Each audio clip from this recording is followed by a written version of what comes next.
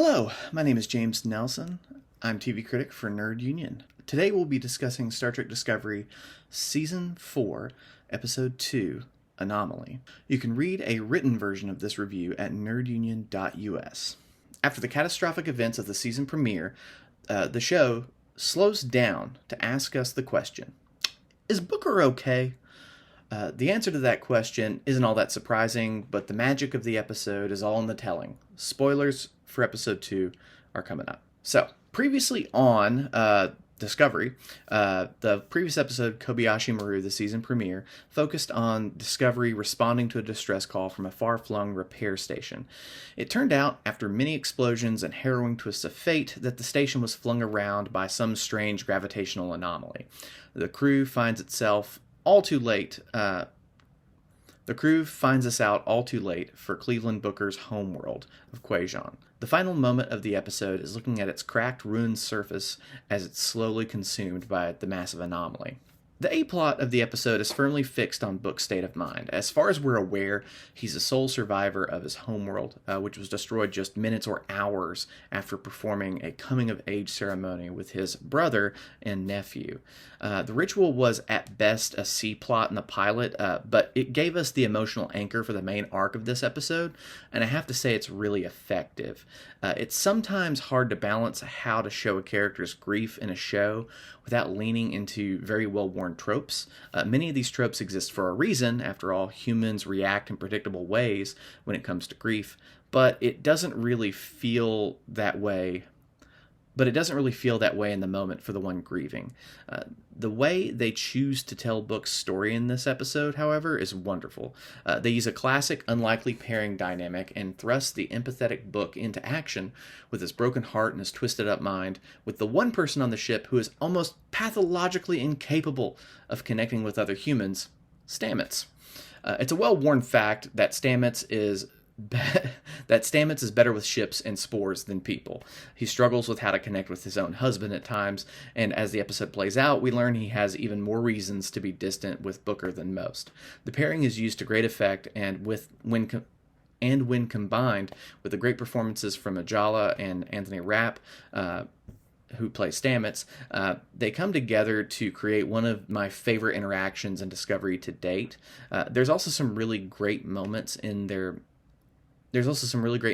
mission where Book sees like dead birds from the last episode in front of him. It's sort of mixed in with like debris because they're going into what they think is a black hole or what may be a black hole. They're going into the gravitational anomaly.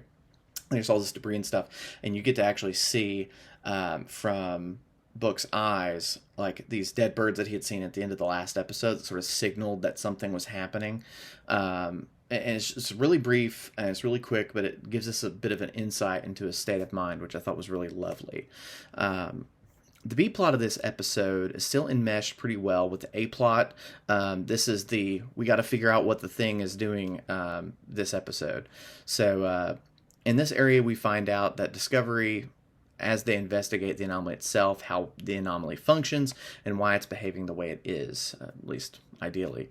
That's what they're trying to get at. They postulate that it's a set of rogue binary black holes, which is why it's nearly undetectable and dangerous. This plot doesn't really move forward that much this episode, but that's mainly because the episode is more focused on Book's psychological state, and also it's planting a lot of seeds for characters later on in the season. So it doesn't move particularly far, but it does actually seem like a pretty interesting way to go. It's much more interesting than I had anticipated from seeing the trailers for the show.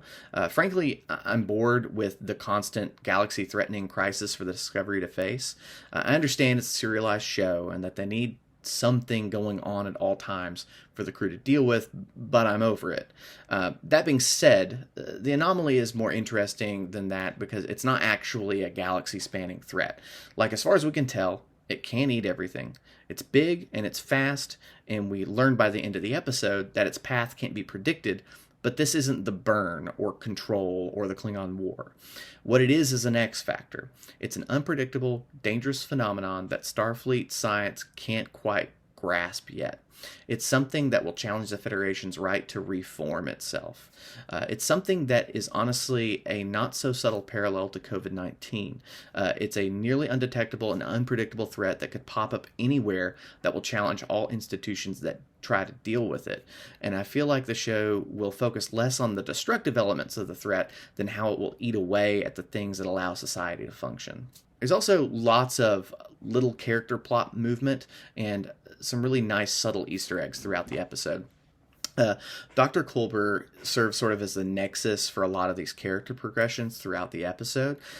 He sets about helping with processing.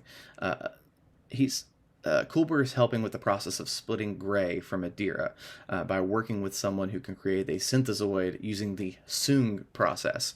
Apparently the very same process they used to revive Picard at the end of season 1 of Picard, which will give Gray his new body.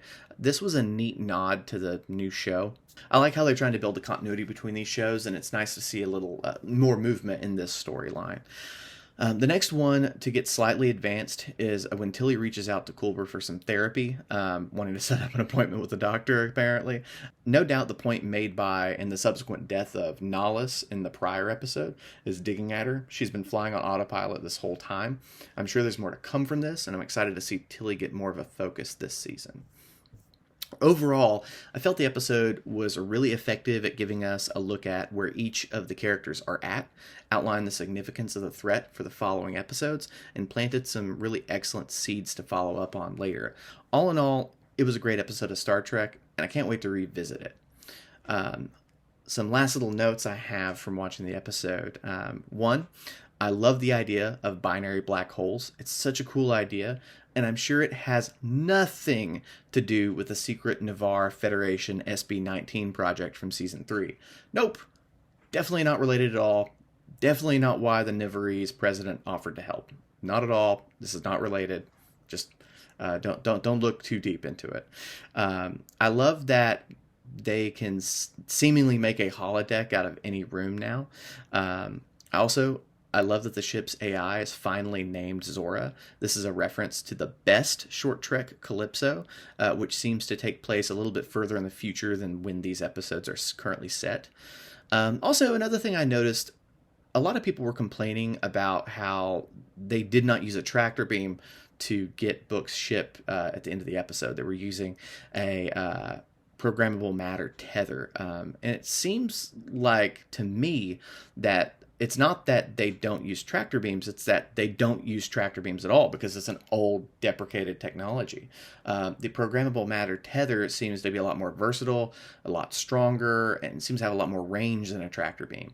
So, frankly, I think they probably just don't have them anymore. Or if they do, maybe they're an older, deprecated technology. It's sort of like how you don't see the Enterprise D using the grapplers from Enterprise. So anyways, I just thought that was an interesting take, and I just wanted to put my little flag on it. So if you've, like this review, or if you want to know more, if you want to see me randomly talk about Star Trek, you can follow me on Twitter at JK_Nelson. You can also follow Nerd Union at Nerd Union. We do a show every other week called Red Shirt Rejects. That's on Twitch, and it should be on all the podcast networks soon. You can also check out our Patreon at patreon.com/nerdunion, or you can check out more reviews and news on nerdunion.us. I've been Kyle Nelson. Have a good one.